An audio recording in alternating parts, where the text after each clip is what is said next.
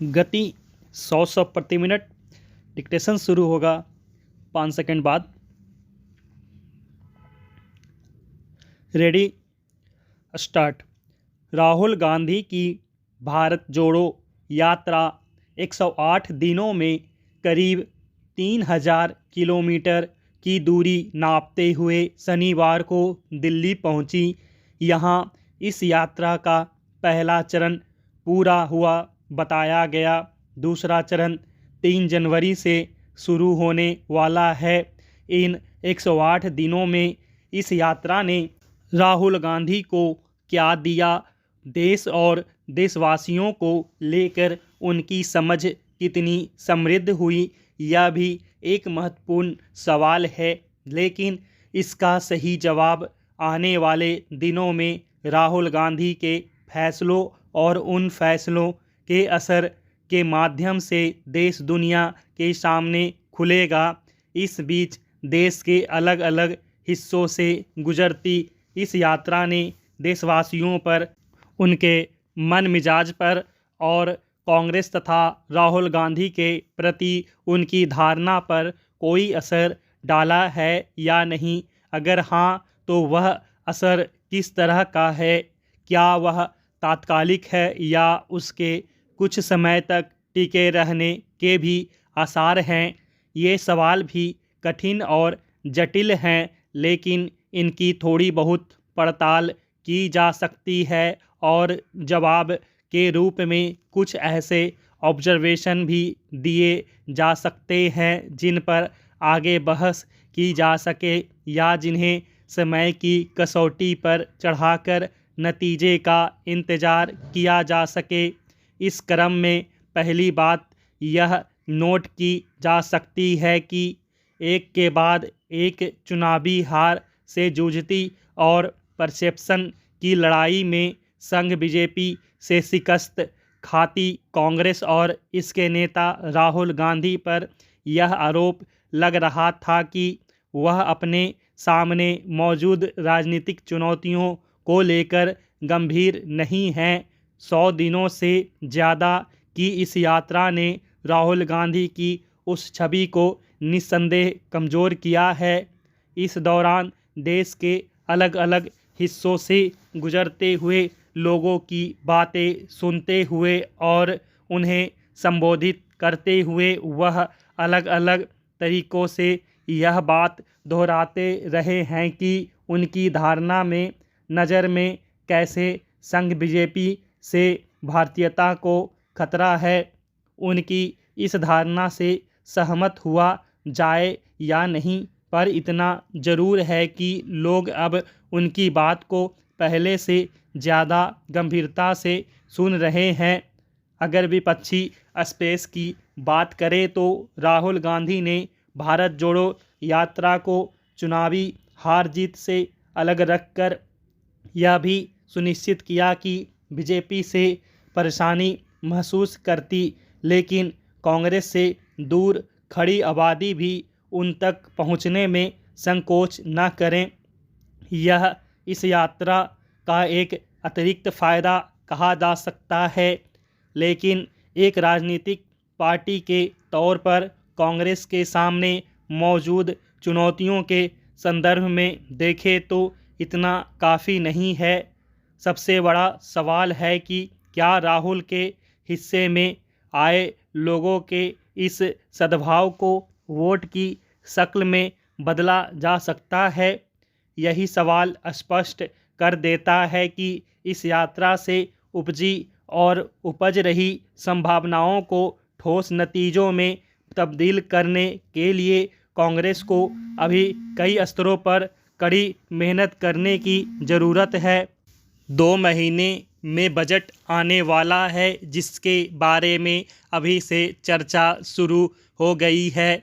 चर्चा यह कि अगले साल के बजट में सब्सिडी कितनी होगी, बढ़ेगी या फिर घटेगी। इसी बीच एक खबर यह भी आई कि जो रिवाइज्ड बजट होता है उससे पता लग रहा है कि वित्त मंत्रालय ने सरकार ने अधिक सब्सिडी के लिए फंड मांगा है। इसके मुताबिक सब्सिडी 5 लाख करोड़ से ऊपर जाएगी। जो सब्सिडी ऊपर जा रही है उसके पीछे 2 बातें हैं। पहली प्रधानमंत्री गरीब कल्याण अन्न योजना है और दूसरी तेल के दाम बढ़ने से सब्सिडी भी बढ़ी है।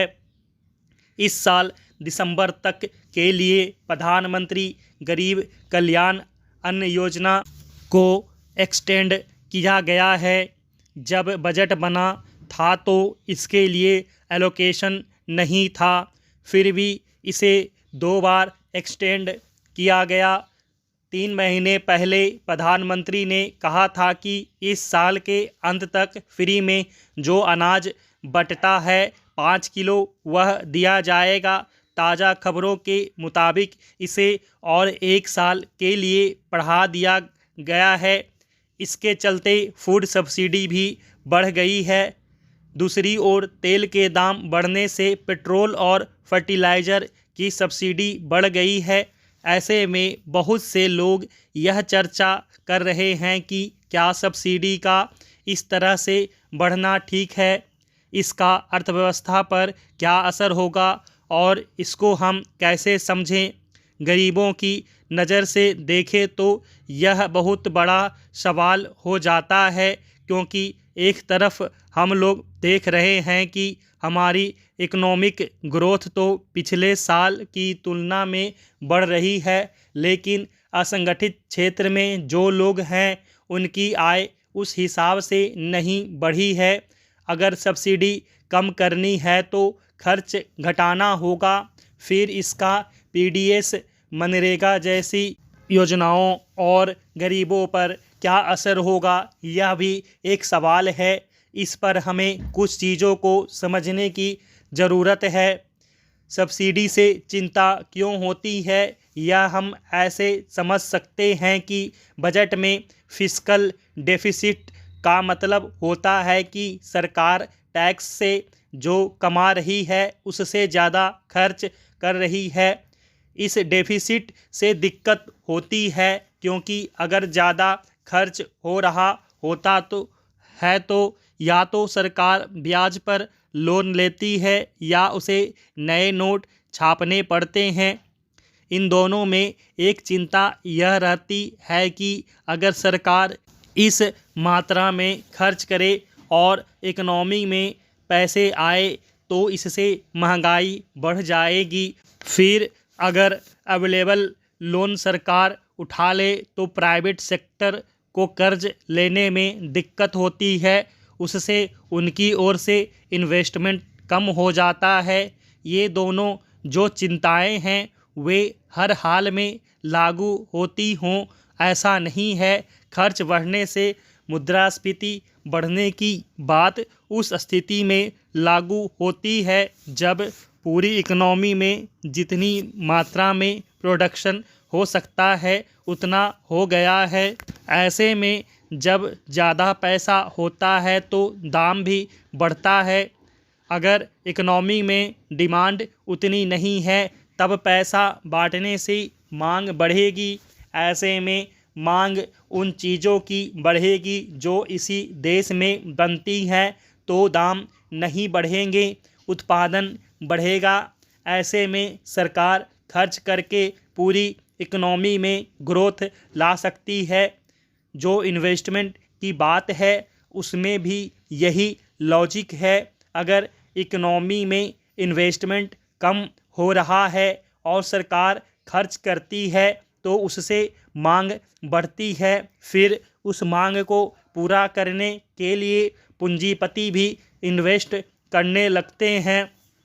यह 100 साल पुराना अर्थव्यवस्था का सिद्धांत है जो कीन्स ने भी हमें समझाया था कि किसी अर्थव्यवस्था में मांग की कमी हो और सरकार इस तरह से खर्च करे कि पैसे उन ज़रूरतमंदों के हाथ में जाए जो उन्हें खर्च करें, तो इससे अर्थव्यवस्था की रफ्तार तेज़ हो सकती है।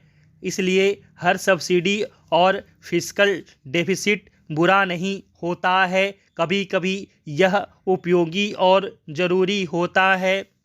स्टॉप।